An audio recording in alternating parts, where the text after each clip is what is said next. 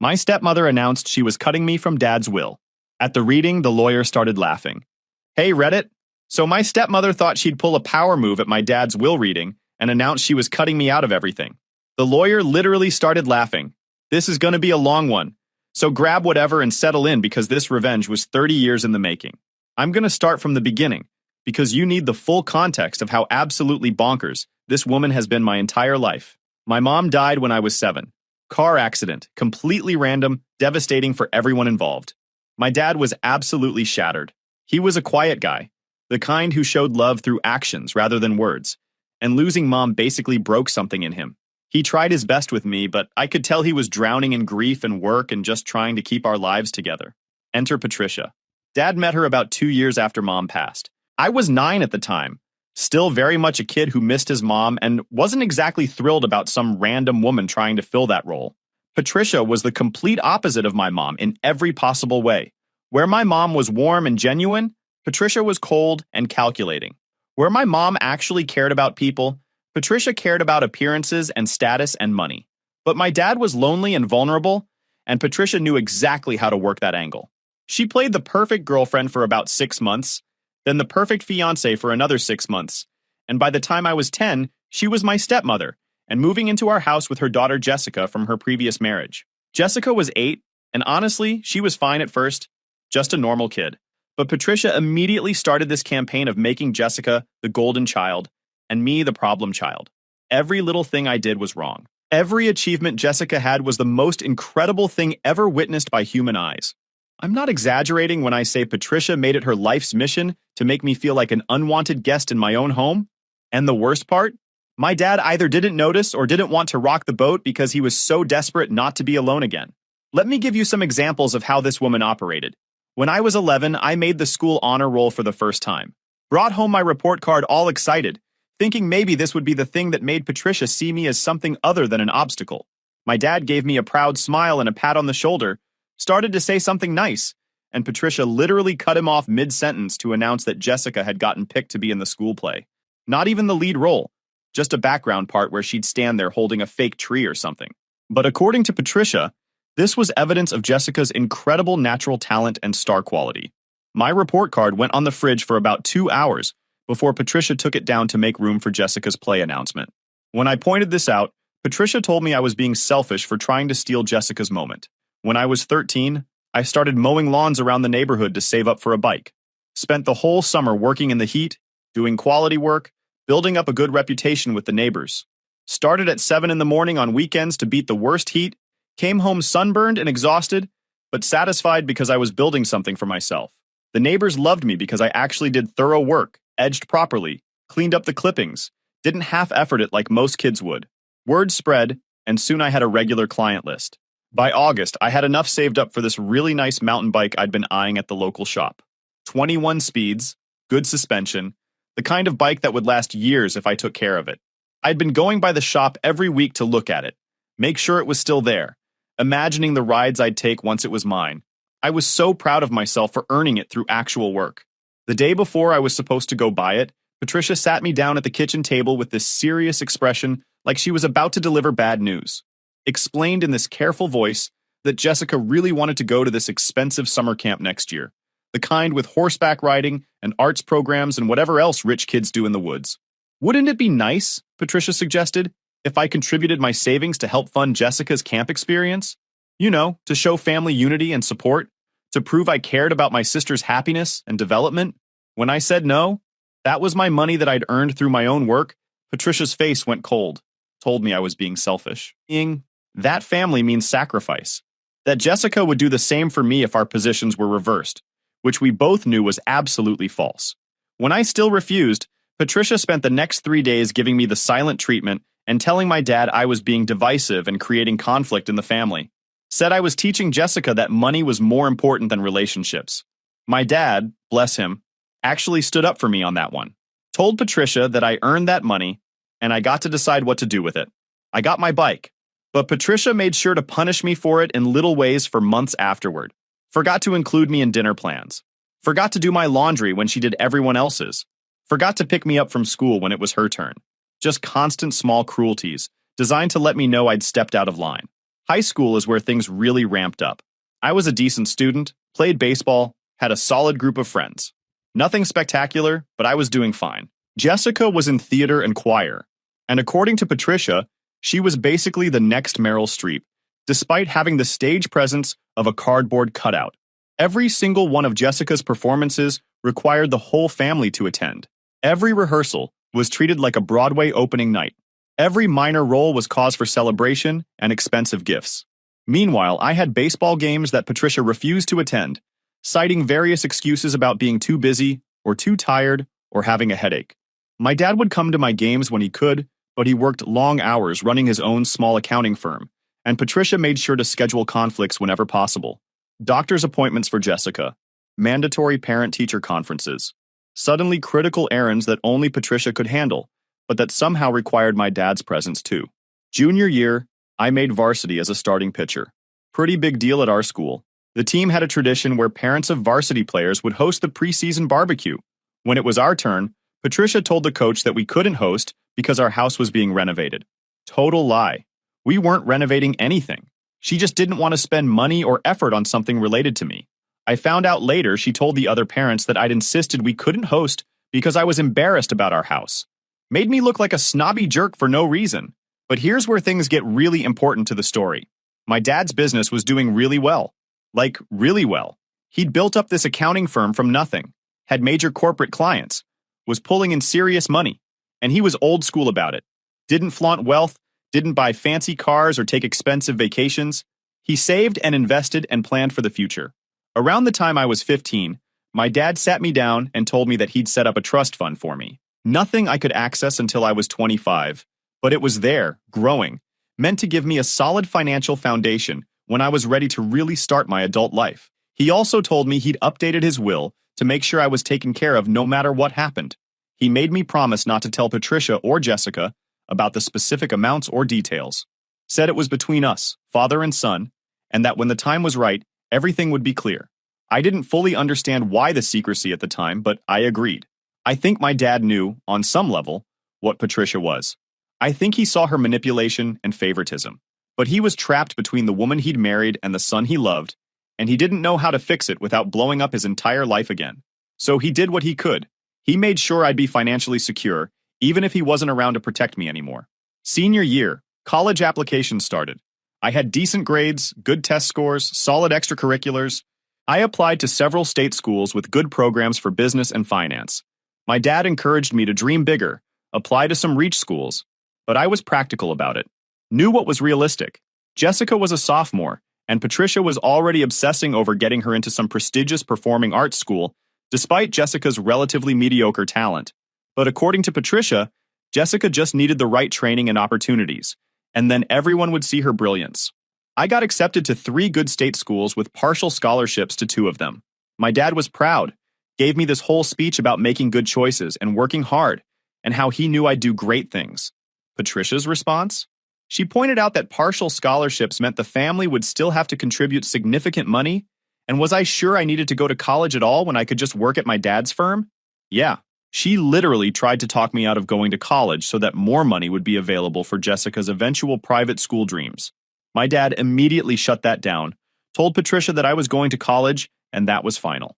But the fact that she'd even suggested it told me everything about how she viewed me. I wasn't family. I was a competitor for resources that should be going to her actual child. I picked a school about 4 hours away, close enough to visit if needed, far enough to get some actual distance from Patricia's constant negativity. Those 4 years of college were honestly some of the best of my life. I studied hard, made great friends, did internships, and most importantly, I wasn't living under Patricia's roof anymore. I'd call my dad every week. He'd tell me about work, about the house, ask about my classes and social life. Sometimes Patricia would get on the phone, and it was always this fake sweet voice asking generic questions, while clearly wanting to get off the call as fast as possible. Jessica never wanted to talk to me. We'd basically become strangers. After I graduated, I got a good job at a financial planning firm in the city where I went to school. Decided to stay there rather than move back home. My dad understood, even if he was disappointed. We'd still talk weekly, and I'd visit on major holidays, but I'd built a life that didn't include Patricia's toxicity, and I was happy. The next decade passed in kind of a blur. I advanced in my career, dated various women, but never found the right one. Bought a small condo, lived a quiet but comfortable life. My dad and I stayed close despite the distance. He'd drive up to visit me every few months. We'd grab dinner, catch up properly without Patricia hovering. During these visits, he'd sometimes hint that things weren't great at home. Never came out and said it directly, but I could read between the lines. Patricia had gotten more controlling over the years. Everything had to be her way. She'd taken over more and more of the household decisions, the finances, the social calendar. My dad had basically retreated into his work, letting her run everything else just to keep the peace. Jessica had gone to an expensive private college for theater, graduated with a basically useless degree, and was now living in New York trying to make it as an actress, which meant Patricia and my dad were still supporting her financially at age 26, because she couldn't book anything beyond unpaid student films and amateur theater productions. But according to Patricia, Jessica was on the verge of her big break and just needed a little more support. Meanwhile, I'd been financially independent since graduation, never asked my parents for a dime after college, built my own career in life. But somehow Jessica's constant need for financial support was noble and artistic, while my independence was me being cold and distant. Patricia's logic: everyone. When I was 31, my dad's health started declining. Nothing dramatic at first, just seemed more tired, less energetic. Said his doctor told him it was stress and getting older, needed to slow down at work. But over the next year it got worse. He started having these episodes where he'd seem confused or disoriented, memory issues, motor skill problems. Finally got a proper diagnosis: early onset dementia, probably a combination of Alzheimer's and vascular dementia. Essentially, his brain was deteriorating, and there wasn't much that could be done to stop it. The doctors said he might have 5 to 7 years, but quality of life would decline significantly. I wanted to move home immediately, help take care of him, but Patricia made it clear that my presence would be disruptive and stressful for my dad, that he needed calm and routine, and having me there would upset the household balance. She'd take care of everything. She was his wife, after all. This was her responsibility. My dad, in one of his clearer moments, told me not to fight her on it. Said he needed me to trust that he'd set things up right, that I needed to keep living my life and building my future, and that everything would make sense eventually. Made me promise. So I visited when I could, called constantly, video chatted when he was having good days, watched from 4 hours away as the man who raised me slowly disappeared into confusion and fog. It was brutal. Patricia would send occasional updates, always making sure to mention how hard she was working, how stressful it all was, how devoted she was being. Jessica came home from New York, moved back into the house to help, though from what I could tell, her helping mostly involved posting Instagram stories about being a caregiver and how emotionally draining it was to watch her stepfather decline. Real touching stuff.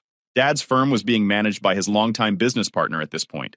The partner and I stayed in touch, and he let me know that Patricia had gotten power of attorney and was making decisions about the business, the finances, everything. Said he didn't love it, but legally there wasn't much anyone could do. She was the spouse, and the legal documents gave her authority once my dad was deemed incapacitated. About 3 years into his decline, my dad passed away. Fairly peaceful, considering. Just went to sleep one night and didn't wake up. Heart gave out quietly, which the doctor said was probably a blessing given where his dementia was headed. I got the call from Patricia at 6 in the morning. Her voice was flat, almost businesslike. She sounded appropriately sad, said all the right things about how peaceful it was, and how he wasn't suffering anymore. Told me the funeral would be in 4 days, that she'd already contacted the funeral home and started making arrangements. Very efficient, very organized, almost like she'd been preparing for this moment. Looking back, I wonder if she'd been mentally planning his funeral for months, calculating what she'd inherit, what her life would look like once he was gone and she had full control of his estate. The thought makes my skin crawl, but knowing Patricia, it wouldn't surprise me. The funeral was strange. Lots of people from my dad's firm, from the community, people whose lives he'd touched. Patricia played the grieving widow perfectly. Black dress, tasteful tears, accepting condolences with grace. Jessica stood next to her looking appropriately somber. I stood on the other side, feeling like an outsider at my own father's funeral. Several of my dad's friends and colleagues pulled me aside to say nice things about him, to tell me how proud he was of me, how often he talked about my success. One older guy, someone who'd known my dad for decades, gave me this meaningful look and said my dad had been a smart man who always planned ahead. At the time, I just thought he was being nice. After the funeral, Patricia announced that the will reading would be in 1 week at the office of my dad's estate lawyer. Very formal, Very official. Said it was what my dad wanted. That week was weird. I stayed in a hotel rather than at the house, partly because I didn't want to deal with Patricia any more than necessary, partly because that house had never really been my home. Patricia was suddenly very friendly, calling to check in, inviting me to dinner, acting like we'd always had a great relationship. It felt wrong, like she was performing. The day of the will reading arrived. The lawyer's office was one of those old-school places with wood paneling and leather chairs and law books lining the walls. Very traditional, very proper. The lawyer, this guy named Richard Holloway, was probably in his 60s, with white hair and glasses and this calm, professional demeanor. Patricia arrived dressed like she was going to a business meeting. Power suit, hair perfect, makeup on point. Jessica came with her, also dressed up. I showed up in slacks and a button-down, looking probably like I'd rather be literally anywhere else. We sat down in Richard's office, Patricia and Jessica on one side, me on the other. Richard had this thick folder in front of him, legal documents stacked neatly. He started with the standard legal language, reading from the documents, explaining the process. Very formal, very by the book. Got through the preliminary stuff about the estate, the assets, the various accounts and properties. Then he got to the specific bequests. Started with some smaller things. A donation to a local charity my dad had supported. Some money to his business partner, as thanks for years of friendship and professional collaboration. A few personal items to various relatives and friends. Then Richard paused, looked up at us, and said he'd now read the primary distributions, as outlined in the most recent version of the will, updated 3 months before my dad's capacity was legally compromised. Here's where it gets good. Patricia literally sat forward in her chair, this smile on her face like she was about to hear the best news of her life. Jessica mirrored her, both of them looking like sharks that had smelled blood in the water. Richard started reading. The house would go to Patricia, which made sense legally since she'd lived there, and it was the marital home. Some other assets, some accounts, division of property, all fairly standard stuff for a surviving spouse. Then he got to the business. My dad's accounting firm, which was worth a substantial amount. Richard read that the firm would be transferred to the existing business partner, with the stipulation that a significant portion of the sale proceeds would be placed in trust. Patricia's smile faltered a bit but held. She'd probably expected to get the firm outright, but the partner arrangement wasn't terrible for her. Then Richard got to the investment accounts. My dad had been a financial planner's dream client. Consistent savings, smart investments, decades of compound growth. We're talking substantial money here. Richard looked directly at me and read that the primary investment portfolio, worth approximately $2.7 million, would be transferred to me immediately upon settlement of the estate. I felt my stomach drop. That was way more than I'd expected. Way more than my dad had ever hinted at. I'd known about the trust from when I was a teenager, but I'd figured it was maybe a couple $100,000, not life-changing money.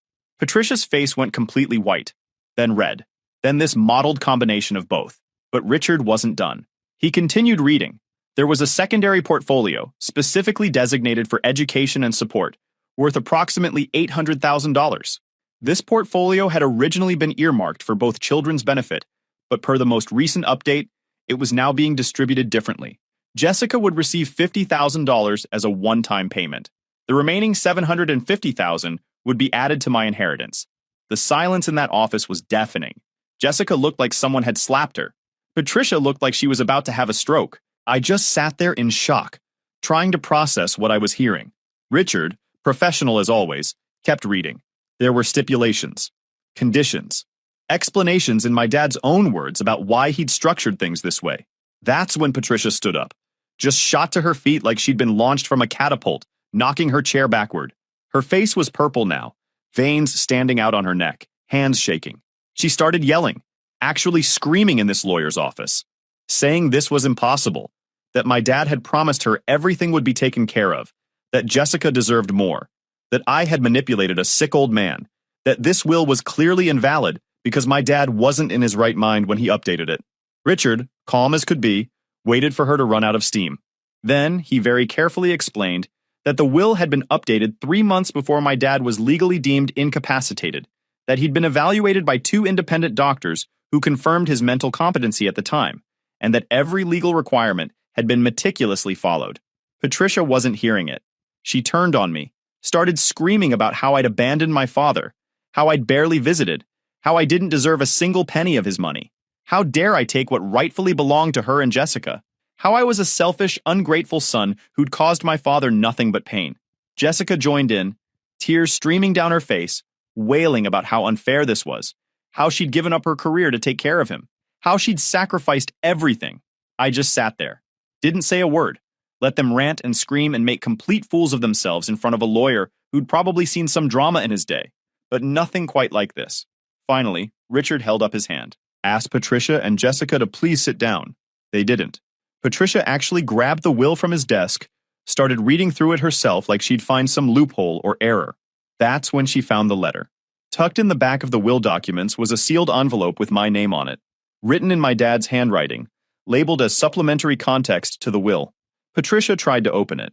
Richard very firmly told her that was a federal offense, that the letter was addressed to me and legally protected.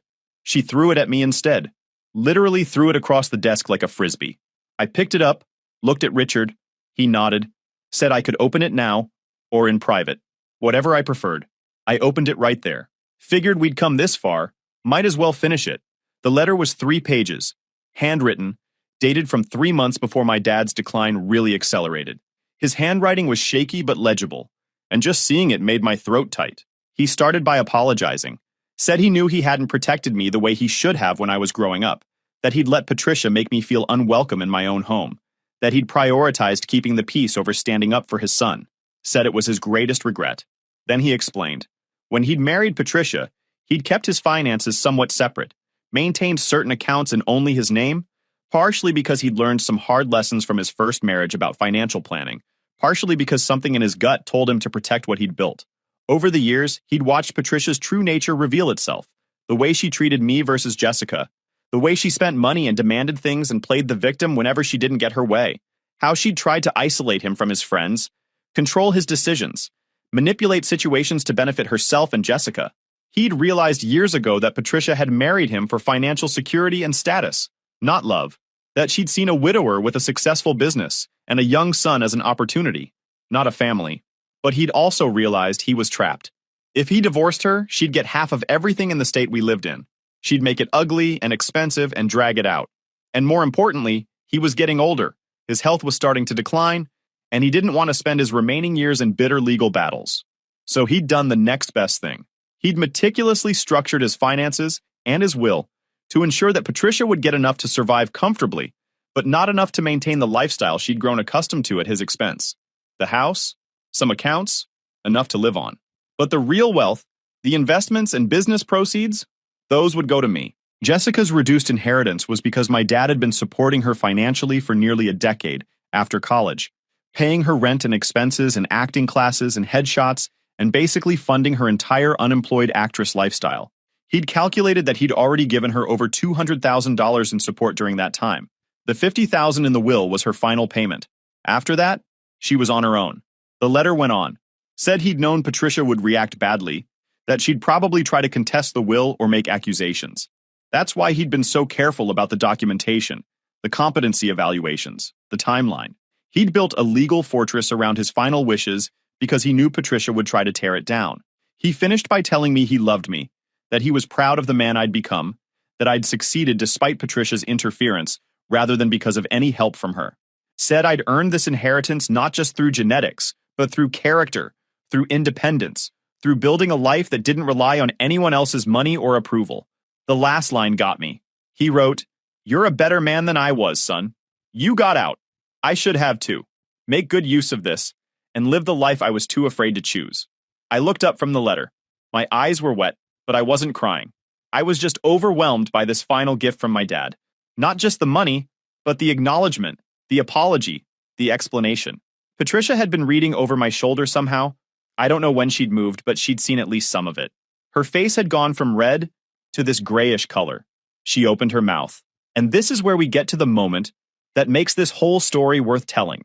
Patricia, standing there in this lawyer's office, pulled herself up to her full height and announced in this formal, imperious voice, "This will was clearly written under duress, and I'm exercising my rights as surviving spouse to contest it. Furthermore, as primary caregiver during his final years, I'm claiming that I'm entitled to the full estate. And finally, I'm officially informing everyone present that I am cutting this ungrateful, manipulative man from any inheritance whatsoever. He gets nothing." There was a beat of silence. And then Richard Holloway started laughing. Not a chuckle, not a polite cough. Full on, head back, belly laughing. This dignified, professional lawyer in his wood-paneled office just lost it completely. Patricia looked like she'd been slapped. What is so funny? Richard composed himself, wiped his eyes. Mrs. Patterson, I apologize for my unprofessional reaction, but you cannot cut someone out of a will at the reading. That's not how any of this works. The will has already been executed per your late husband's wishes. You have no legal authority to change its terms retroactively. What you just announced is the legal equivalent of declaring yourself Queen of England. Meaningless. Patricia's face went through about 15 different expressions in 3 seconds. Richard continued, still smiling. Furthermore, contesting this will would require you to prove either undue influence, lack of mental capacity, or procedural irregularities. Your late husband was evaluated by 2 independent psychiatrists who confirmed his competency. The will was witnessed by 3 unrelated parties. Every legal requirement was exceeded.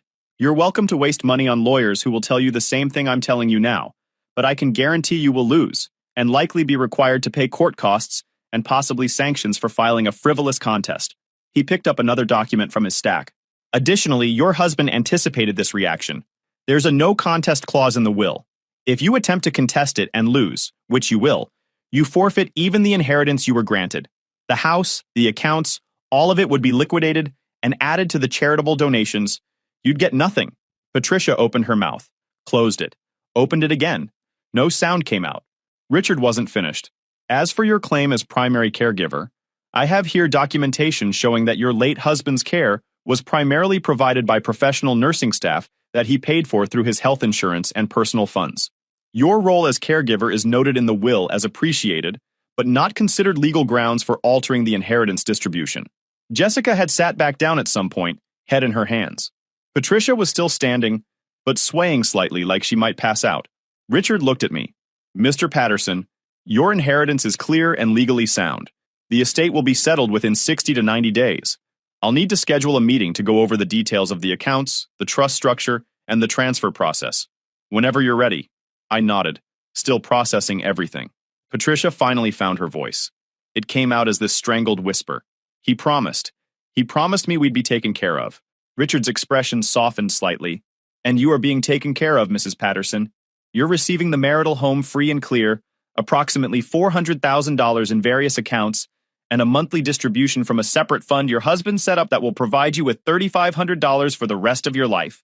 That's more than many widows receive, and more than sufficient for a comfortable lifestyle. That's not nearly enough, Patricia said. The house has a mortgage. There are expenses. Jessica needs support while she establishes her career. The house mortgage will be paid off as part of the estate settlement, Richard said. And Jessica is 32 years old with a college degree. Your late husband felt she'd received adequate support to establish her independence. The full reality was hitting Patricia now. She wasn't getting the millions she'd probably assumed would be hers. She was getting enough to survive, but not enough to maintain the lifestyle she'd grown accustomed to. No more funding Jessica's acting dreams indefinitely. No more pretending to be wealthier than she was. No more looking down on everyone else from her perch as the wife of a successful businessman. She'd spent 3 decades being terrible to me, treating me like an inconvenient obligation, making my childhood and teenage years miserable, and my dad had been watching it all, taking notes, planning his revenge from beyond the grave. And the best part? It was all perfectly legal. Airtight. She couldn't do anything about it except accept reality. Patricia grabbed Jessica's arm. We're leaving. I'm calling our own lawyer. This isn't over.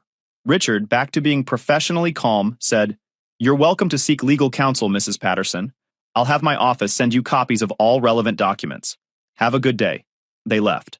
Patricia practically dragged Jessica out of there, both of them looking like their entire world had just collapsed. Which, in a way, it had. I sat there in silence for a minute after they left. Richard waited patiently. Did you know? I finally asked. When you started reading, did you know she'd react like that? Richard smiled. Your father and I met several times during the will preparation. He knew exactly how his wife would react. In fact, he predicted her response almost word for word. The no contest clause was his idea. He wanted to ensure she couldn't use anger and lawyers to undo his final wishes. The competency evaluations? Also his idea. He insisted on being over-evaluated, wanted the documentation to be undeniable. He said he'd spent too many years letting his wife manipulate situations, and he wasn't going to let her manipulate his death too. I nodded slowly, looking at the letter still in my hands. He planned all of this. He did. He was quite determined. Said he owed you better than he'd given you in life, and he was going to make sure you got it in death. Richard paused. For what it's worth, your father spoke very highly of you. He said you were the one thing he'd done completely right. Yeah, that got me. Had to look away for a minute. We scheduled the follow-up meeting. Richard walked me out, shook my hand, told me to call if I had any questions. I walked to my car, got in, and just sat there for a while. My phone started buzzing. Text from a number I didn't recognize. Then realized it was Jessica's new number. Long, rambling messages about how I'd ruined everything. How I was heartless. How could I take everything from them? How my dad would be ashamed of me. I blocked the number. Then Patricia called from her phone. I let it go to voicemail. She left a 5-minute message that was basically just screaming and accusations and threats to contest the will, even though we both knew that was financial suicide for her. Blocked that number too. Over the next few weeks, they tried other approaches. Patricia attempted to friend mutual family members on Facebook to get them to pressure me into giving up part of the inheritance. Didn't work. Most of the family had seen how she'd treated me over the years and had no sympathy for her situation. Jessica tried the sympathy angle, posting vague Instagram stories about family betrayal and how money corrupts people and how she'd learned who her real family was. Her comment section was full of her theater friends posting supportive messages without actually knowing any context. Patricia even tried to show up at my condo once. Building security called me before letting her up, and I told them she wasn't welcome. She apparently stood in the lobby for 20 minutes, demanding to speak to me before finally leaving. The estate settled exactly as Richard said it would. The money transferred. The accounts closed. Everything processed. I paid off my condo, invested most of the inheritance conservatively, kept working because I actually liked my job. The house went to Patricia as stated. Last I heard, she was trying to sell it because she couldn't afford the property taxes and upkeep on her reduced income. She'd have to downsize significantly. Jessica moved back to New York, presumably back to her struggling actress life, except now without parental funding. Her Instagram got a lot quieter after that. My dad's business partner called me a few months after everything settled. Said he wanted me to know that my dad had talked about me constantly at work, that everyone at the firm knew I was the son who'd made something of himself, who didn't need handouts, who'd earned his success. Said my dad was prouder of me than he'd probably ever expressed directly. That conversation helped more than the money did, honestly. If you enjoyed this video, please hit that subscribe button. It really helps the channel and help us bring you more and better stories. Thanks.